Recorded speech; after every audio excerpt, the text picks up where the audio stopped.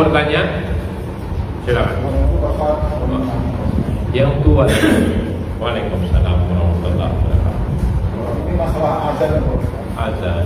Azan itu mungkin pertama itu Allah mengajarkan. Tapi yang kedua itu kebanyakan ada iramanya atau lantunan yang lebih panjang. Nah itu gimana hukumnya dan selanjutnya? Sunnahnya kembali kepada hukum baca. Allahu Akbar, Allahu Akbar. Coba pernah dengar azannya Madinah? Mekah Madinah. Kecuali kalimat asyhadu an la ilaha boleh dipanjangkan. Jadi takbirnya sebenarnya tidak terlalu panjang. Coba perhatikan azannya Mekah Madinah. Ya, takbirnya tidak panjang. Cuma di sebagian negeri kita aja kayaknya takbirnya yang kedua tuh kepanjangan. Ya Ustaz. Jadi kita kembalikan kepada hukum asalnya. Takbirnya tetap dalam azan sekalipun tidak boleh terlalu panjang. Ya. Yang boleh dipanjangkan ya silahkan. Yang boleh dipanjangkan itu adalah kalimat asyhadu an la ilaha illallah. Kenapa? Karena bertemu dengan mad lazim. Ya, kalau saya kan bukan ngajar tajwid ya. Gak apa-apa. Tapi kalau takbir tetap tidak boleh terlalu panjang. Begitu Pak. Ya. Apalagi? Ya. Waalaikumsalam warahmatullahi wabarakatuh.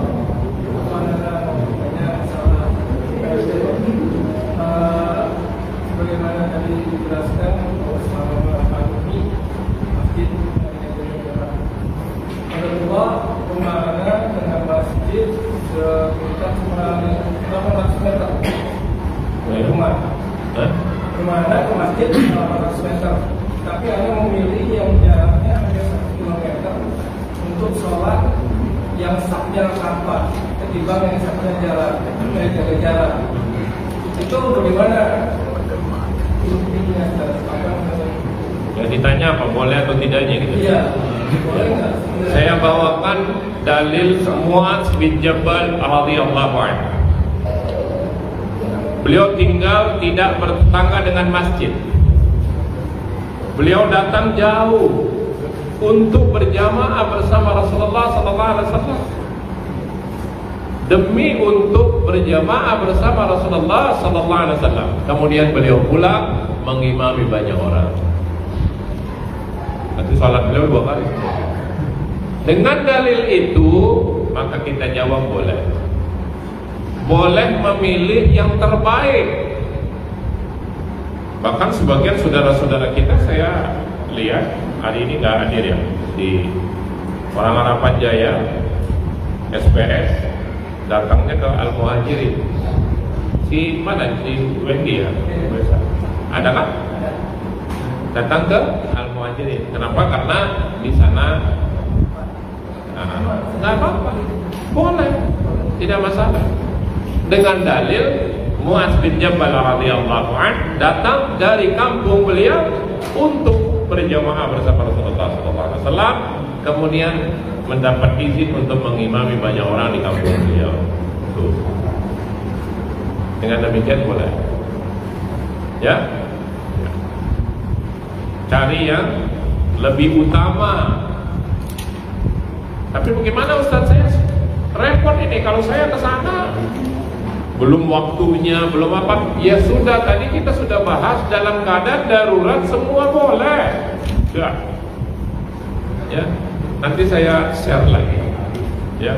Insyaallah. Ini fatwa ulama, bukan fatwa Pak Surya. Nggak penting. Ada fatwa sudah keluar. Ya.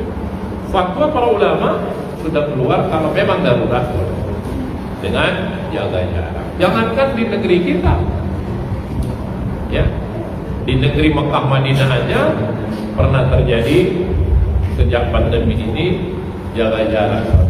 Ya sudah. Ada lagi?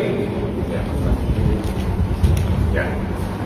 Terima kasih. Assalamualaikum warahmatullahi wabarakatuh. Waalaikumsalam warahmatullahi wabarakatuh. Sebelum bertanya, saya merasa sangat bersyukur sekali hadir dengan pembahasan kesalahan-kesalahan salat berjamaah. Iya. Apa yang Pak Ustadz sampaikan pada malam hari ini hampir semuanya salah kita Pak Ustadz. Enggak semuanya.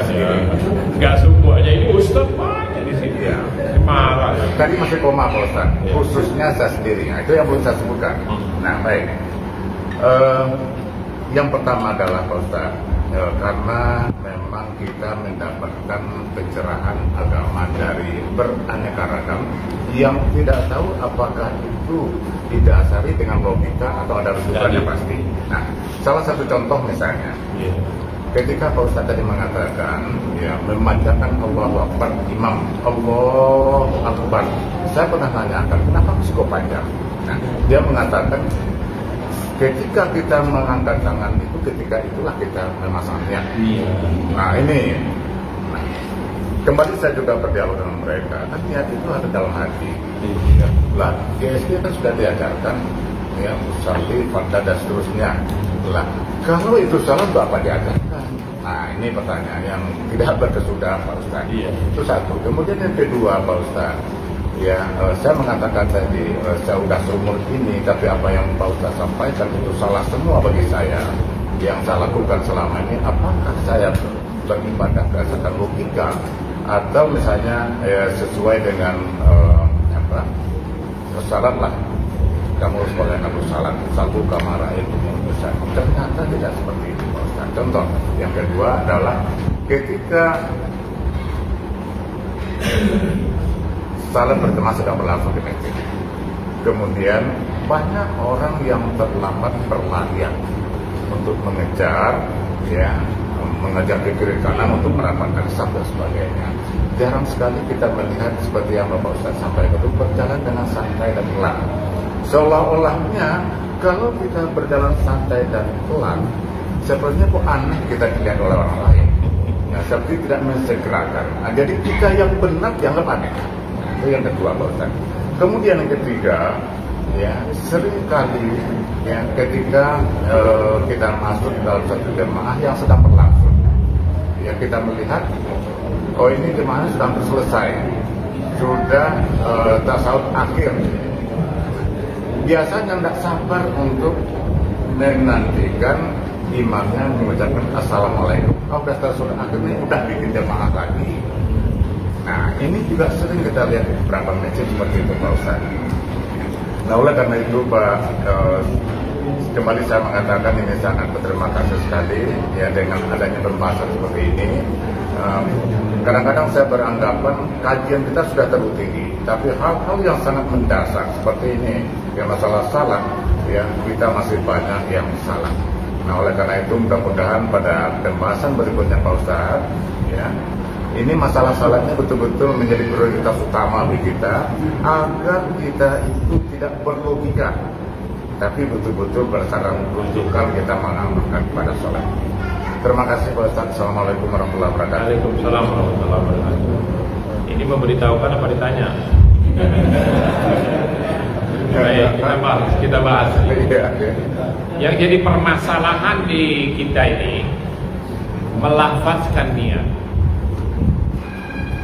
Padahal tidak pernah satu pun dalil yang sampai kepada kita bahwa Rasulullah SAW pernah melafazkan niat. Usolli, apalah namanya itu. Saya juga hafal. Dulu saya juga begitu. Ya. Usolli fardal maghribi salasa raka'atin mustaqbilal qiblati adaan. Ya, atau imaman ma'muman lillahi ta'ala. Dari mana dalilnya? Enggak ada. Rasulullah SAW apabila hendak sholat, beliau berdiri lalu takbir. Berdirinya beliau itu adalah niat. Itulah niat. Oleh karena itu Abu Malik Kamal As-Said Salim dalam Sahih Fiqh Sunnah berkata, niat itu adalah maksud daripada sebuah kehendak. Ketika saya beranjak bangun pergi ke kamar mandi, itu disertai niat untuk wudu. Ketika saya sudah berdiri sholat, itu berarti niat. Jadi tidak dilafazkan. Karena kan jadi masalah ini karena ada tambahan. Satu tambahan harus ditutupi dengan tambahan yang lain, maka runyam. Seperti tadi, ketika kita tanya, jawabnya asal-asalan. Kenapa? Sudah ada tambahan di dalam syariat tadi melafazkan niat. Nah, sebagian saudara kita terpaku dengan baca niat sambil bertakbir. Tambahan kedua yang terjadi. Padahal apabila tambahan pertama tidak ada, maka tidak bermasalah dengan tambahan kedua. Yang terjadi sekarang kan karena memang ada tambahan pertama melafazkan niat, maka perlu diadakan tambahan kedua memanjangkan takbir. Apalagi sambil kadang-kadang ya maaf kata Allah, kayaknya nggak mantap itu. Lepas lagi ya. Allah. Ambil. Yang ketiga baru sedang dikerjain setan itu. Setan sudah munculkan keraguan dalam hatinya untuk mendapatkan khusyuk. Tapi anehnya ketika imamnya ruku, tiba-tiba dia sudah dapat kekhusyukannya, ikut ruku. Aneh gak? Berantakan. Dari tadi dia sedang mencari khusyuknya dalam sholat. Begitu imamnya ruku, ikut ruku juga. Dari awal sampai imamnya ruku, dia sedang dikerjain oleh setan. Kenapa? Karena itu tadi gak pas ini niatnya. Harus mengulangi. Innamal a'malu binniyat itu tidak dalam hal itu. Memang tidak ada amal tanpa niat, tapi niat tidak dilafazkan dalam segala hal, baik dalam sholat, puasa, wudu, tidak dilafazkan. Kecuali haji, itu hanya ketika kita mengatakan panggilan. Karena ada haji ifrad, ada haji kiran, dan ada haji tamattu, maka dibedakan untuk menyambut panggilan. Itu bab khusus tentang itu. Jadi pertama, hilangkan dulu keraguan. Tanamkan dulu dalam benak ini, ketika Rasulullah SAW berdiri sholat, beliau takbir, gak baca apapun, tidak ada satu pun dalil yang sampai kepada kita. Kalau ada tolong kasih sama saya. Apalagi ada tambahan lagi, baca qul a'udzu birabbin nas dulu. Mana dalilnya? Rasulullah berdiri terus baca qul a'udzu birabbin nas dulu. Niatnya apa? Untuk ngusir setan dulu, supaya enggak ada dalilnya, malah tambahan yang ada, dikerjain setan lagi. Jadi ya sudah, yang lalu saya sudah sering ucapkan. Lalu itu sudah berlalu kok. Maka Imam Ahmad rahimahullah berkata, betulkan sholat Anda. Ya udah, kita sedang membetulkan sholat. Kenapa pula kita harus flashback ke belakang? Ya sudah, lakukan apa yang sudah kita dapati. Yang kedua, yang orang berlari-lari tadi, ya apa boleh buat? Ya mungkin dalil belum sampai. Kan berbaik sangka, berilah uzur kepada saudara kita. Kalau bisa 100 uzur kita berikan. Berarti dia belum tahu. Ya, makanya kita adakan kajian kan supaya kita jadi tahu. Oh, rupanya ini ada larangan toh. Ya, nggak boleh. Kemudian yang ketiga apa tadi? Membuat jamaah dalam jamaah. Membuat jamaah dalam jamaah. Memang kadangkala imamnya belum selesai salam udah qomat yang lain. Ya, ini darurat juga, nggak apa-apa. Ya, kalau kita lihat di pasar-pasar, ya, apalagi di tempat-tempat umum memang darurat, Pak. Jadi begitu imamnya salam, yang lain sudah iqomah lagi, untuk mempercepat, karena banyak jamaah yang sudah ngantri. Dalam hal itu nggak apa-apa, itu tidak termasuk membuat dua jamaah, tidak ya. Ini kondisi-kondisi tertentu kita juga harus maklum, ya Pak ya. Iya. Tapi kalau dalam masjid-masjid umum seperti ini, ya tidak perlu juga kita terburu-buru. Ya kalau memang sudah selesai baru kita adakan jamaah yang lain. Allahu. Begitu Pak ya? Ya. Tentang melafazkan niat, saya sudah pernah berulang-ulang. Nanti bisa ambil manfaatnya, mungkin masih ada yang simpan. Kalau enggak saya bisa ulang lagi. Baik, ada lagi? Melanjutkan Ustaz. Ya silakan. Tentang masalah niat tadi itu. Kalau untuk pembelajaran atau istilahnya ini boleh dilafazkan nggak supaya dia tahu gitu? Ya, pembelajaran pun itu sudah keliru. Karena dalam belajar pun mesti kita ajarkan usolli, betul nggak? Ketika kita mengajarkan orang lain mesti pakai usolli, berarti kita mengajarkan sesuatu yang keliru. Ya. Karena memang tidak datang dalil bahwa ada lafaz yang diucapkan dalam niat, nggak ada. Mau diapain? Ketika saya mengajarkan orang lain dengan usolli tadi, ya berarti saya mengajarkan suatu kekeliruan. Inilah jadi penyakit di masyarakat kita sampai hari ini. Termasuk sekolah-sekolah yang masih mengamalkan hal itu. Tapi tidak semua, saya katakan tidak semua. Ada beberapa ma'had yang sudah memperbaiki itu. Jadi yang namanya niat adalah maksud daripada sebuah kehendak. Ketika kita berdiri, yakin kita mau sholat. Ketika kita beranjak ke kamar mandi untuk wudu, itulah niat. Ketika kita bangun sahur itulah niat. Itu niat. Tidak dilafazkan. Misalnya sholat subuh 2 rakaat, Nah, belum tahu dia. Enggak ada masalah, ajarkan dia sholat subuh itu 2 rakaat, nah, enggak mungkin 3 rakaat. Jelas. Karena ketika saya mengajarkan atau kita semua mengajarkan seseorang, kita mengajarkan kekeliruan dengan usolli tadi. Ya kan? Saya sedang mengajarkan sesuatu kekeliruan dan ini akan turun-temurun terus-menerus sampai hari ini.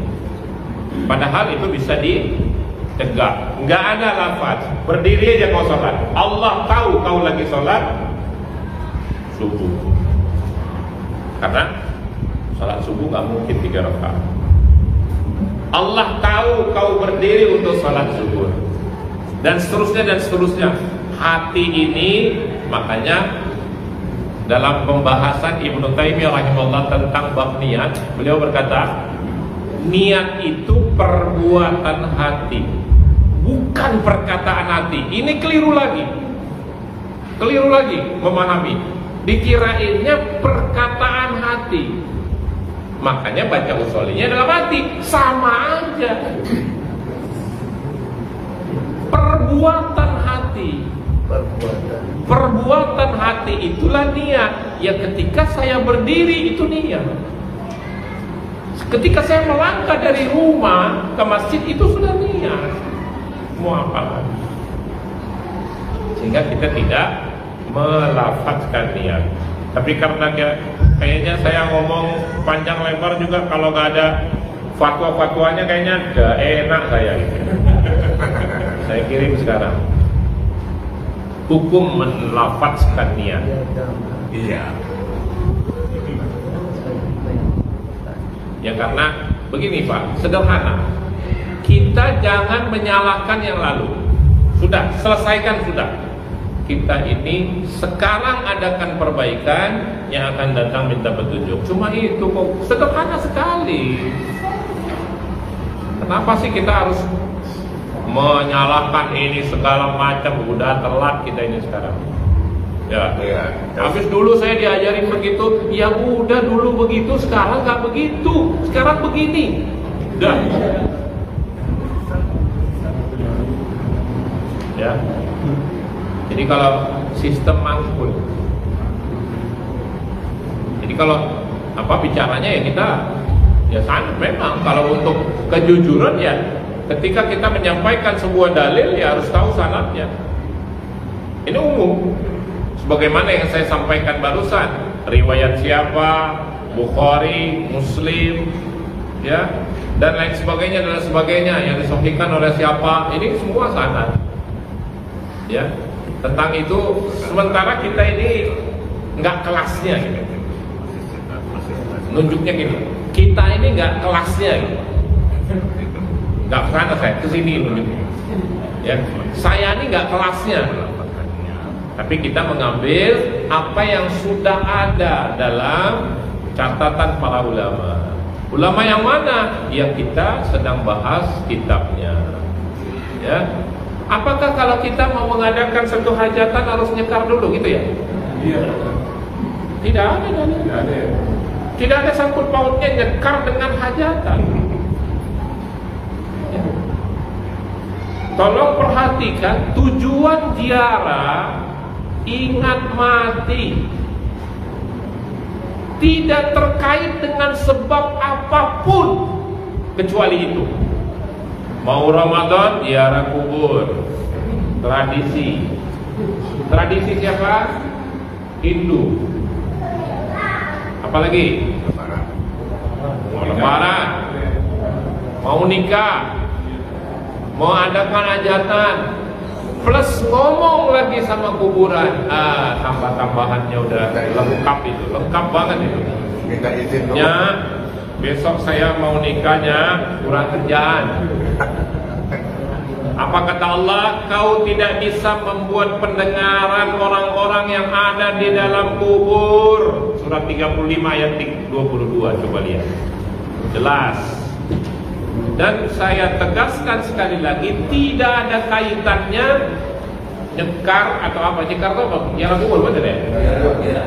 Ziarah dengan hal-hal tertentu.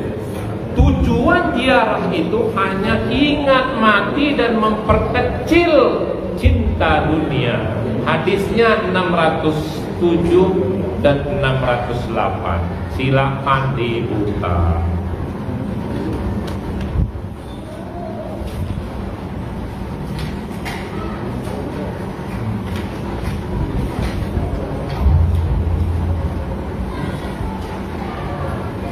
Silakan. Ayatnya dulu. Surat berapa tadi? Surat Fatir.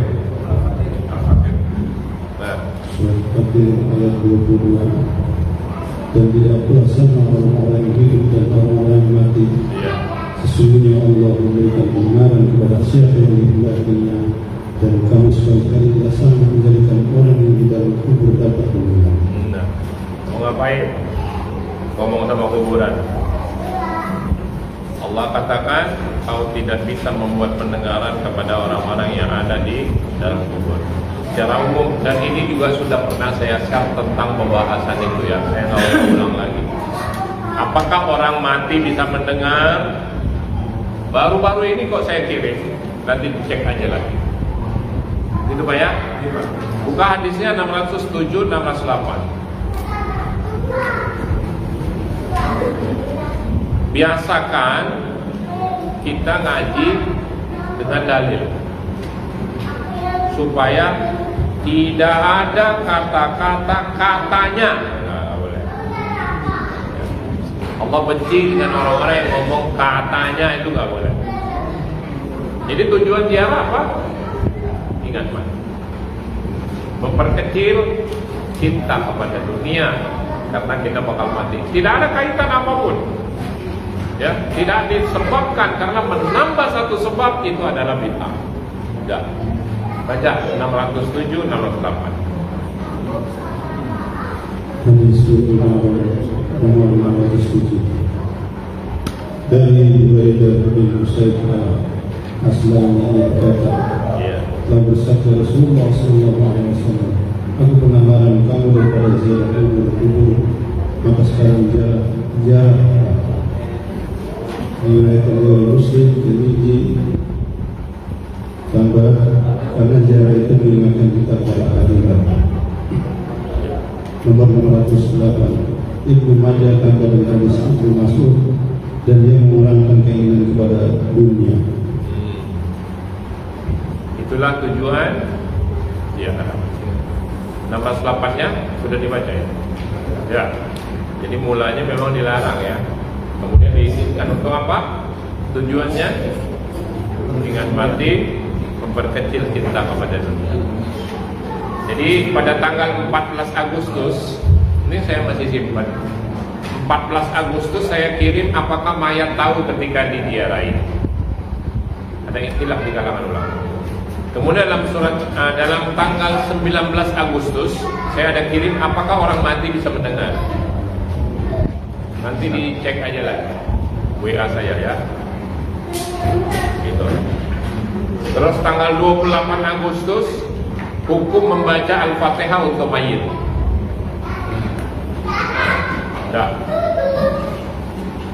Masih ada 10 menit. Silakan.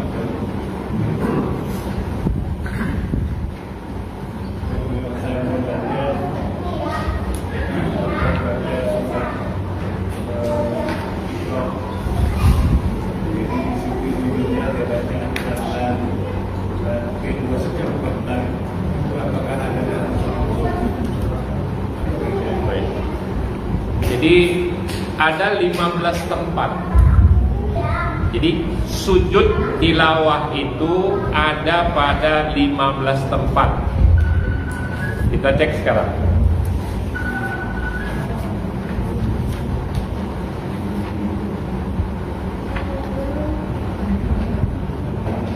Hadis 362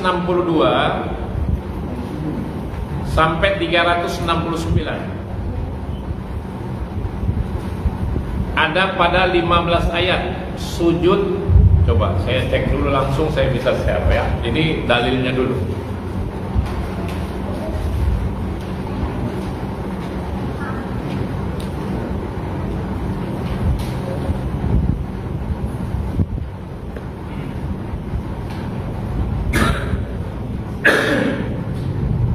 Silakan lihat.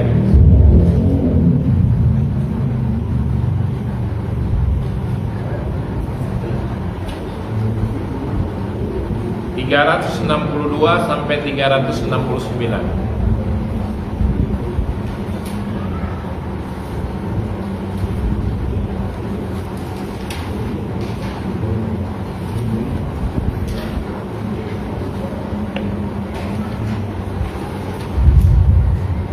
Tadi, maaf saya tanya, tadi surat berapa yang Bapak baca itu? Surat berapa?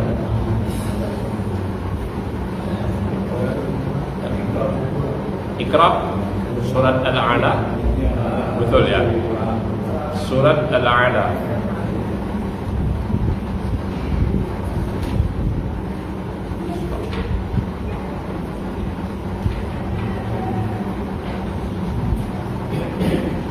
Ayat 19 ya? Benar ya? Ada. Termasuk di dalam 15. Ya. Surat Al-A'la tidak harus. Ya. Kalau kita bilang harus berarti wajib. Saya bacakan dalilnya. Ya. Coba 365, padahal sudah di dalam itu, tapi karena Bapak tanya, saya khususkan untuk jawab. Hadis 365 dan 368. Adapun yang saya sebut tadi untuk jawab seluruh ayatnya, yaitu dari 362 sampai 369. Pertanyaan kedua adalah apakah harus sujud? Saya jawab dengan hadis 365 dan 368. Itu perlu dibaca sekarang. Kalau mau dicatat saya sebut 15 ayat sekarang. Kalau mau dicatat, ya, nanti saya sebut. Ada 15 tempat. Baik, baca dulu 365.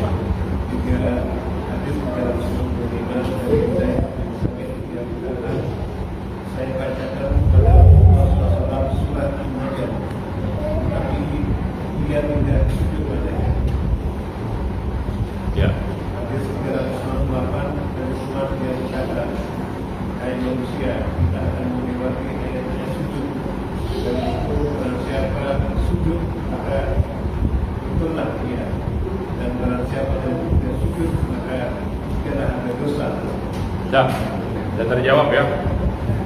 Hadis itu sudah cukup untuk menjawab. Tapi kalau mau lihat 15 ayat di mana saja ada juga ikhtilaf di kalangan ulama dalam 15 ayat itu. Kalau mau dicatat 5 menit. Surat Al-A'raf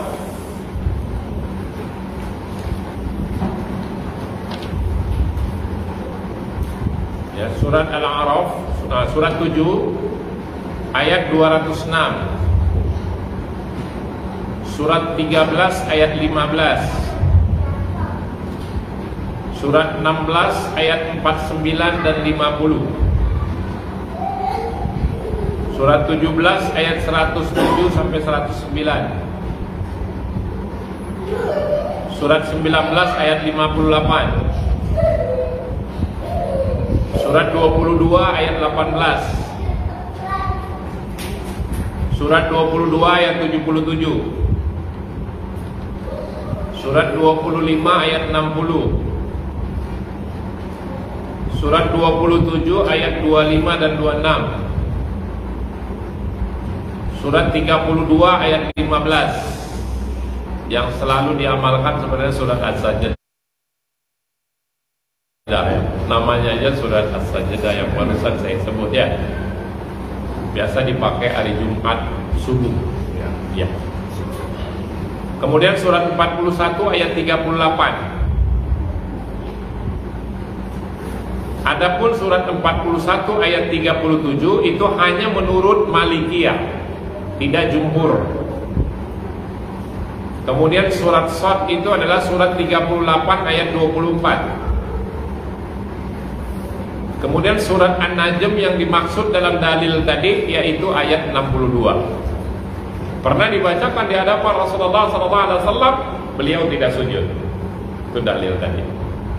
Kemudian dalam surat Al-Insyiqaq surat 84 ayat 21.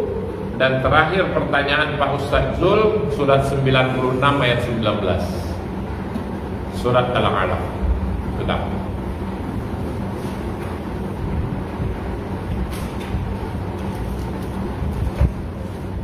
Kan kalau dihitung karena satu terjadi ikhtilaf maka jadi 16 nanti Pak. Ya. Jadi Fussilat surat 41 ayat 70 surat 41 ayat 37 itu hanya menurut mazhab Maliki. Ya. Maka jadi 16 nanti. Tapi yang umum yang sudah disepakati adalah 15 tempat. Dalil-dalilnya ada termuat dalam hadis 362 sampai 369. Cukup? Ada lagi yang mau tanya? Satu pertanyaan ya, silakan. Kekeliruan di dalam sholat tadi nomor 6 tidak datang ke masjid dengan mulutnya bau, itu nggak boleh. Nah ini apa kaitannya dengan surat yang ke-7 Al-A'raf ayat 31? Iya. Itu apa pakaian termasuk? Coba baca dulu yang Bapak tanya, surat 7 ayat 31. A'udzubillahi minasyaitonirrajim. Masalah pakaian sama apa? Itu ada dua, masalah pakaian. Pakailah pakaian yang indah kata Allah, dan makan dan minumlah tapi jangan berlebihan kan gitu kan? Bukan? Itu kan surat 7 ayat 31-nya itu. Apa kaitannya yang Bapak tanyakan tentang bau mulut tadi? Ini ada catatan kakinya 534 itu yang dimaksud apa namanya masuk di masjid itu mau sholat gitu, berkaitan dengan sholat gitu. Iya. Ini masalah pakaian. Apa kaitannya dengan kekeliruan gitu loh? Misalnya mulutnya nggak bau tapi pakaiannya bau misalnya. Tunggu bulan depan. Oh bulan depan.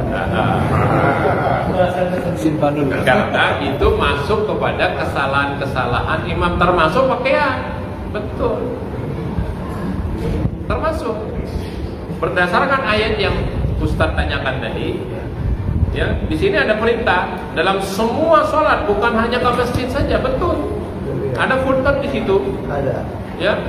Pakailah pakaian yang bagus, yang rapi, yang paling indah yang kita miliki dalam sholat, artinya kita sedang menghadap Allah dalam semua sholat. Betul. Kita kadang-kala kalau sholat sendiri pakai kaos. Tapi kalau ditanya sah atau tidak sholat, saya sebut sah karena syaratnya menutup aurat. Aurat laki-laki nanti dipisah lagi, aurat perempuan. Kalau perempuan seluruh tubuhnya harus tertutup, ya, kecuali muka sama punggung tangan. Ya, ini ada perbedaan. Tapi kalau laki-laki dia hanya punya kaos, ya sah aja. Tapi makanya kalau datang ke masjid jangan ada di belakang itu apa itu tulisan itu. Itu nggak boleh, itu ada larangan. Larangan pakai baju yang bertulisan, bergambar, mengganggu konsentrasi orang. Rasulullah SAW merasa terganggu dengan apa? Kain-kain yang ada gambar-gambar. Maka pulangkan ini kain, kata beliau. Pulangkan ini kain kepada Abu Jahal, minta yang polos. Karena itu mengganggu sholatku. Nabi SAW merasa terganggu. Kalau saya tanya, siapa saya? Pasti saya lebih terganggu lagi, ya kan? Saya nggak nanya siapa Anda, nggak enak ya kan? Jadi kita kembali, Bapak tanyakan ayat itu, termasuk nanti kita akan bahas kesalahan dalam berpakaian. Salah satunya adalah pakaian yang rapi. Karena dalam ayat tadi Allah sudah nyatakan pakailah pakaian yang paling bagus ketika setiap kali hendak masuk masjid. Sebenarnya masuk masjid mau ngapain? Sholat berjamaah. Tapi bukan hanya sholat jamaah saja, karena ini perluasan dari penafsiran tadi, semua sholat, termasuk sedang sholat sendiri juga. Wallahu a'lam. Subhanakallahumma bihamdika asyhadu an la ilaha illa anta astaghfiruka wa atubu ilaik. Wassalamualaikum warahmatullahi wabarakatuh.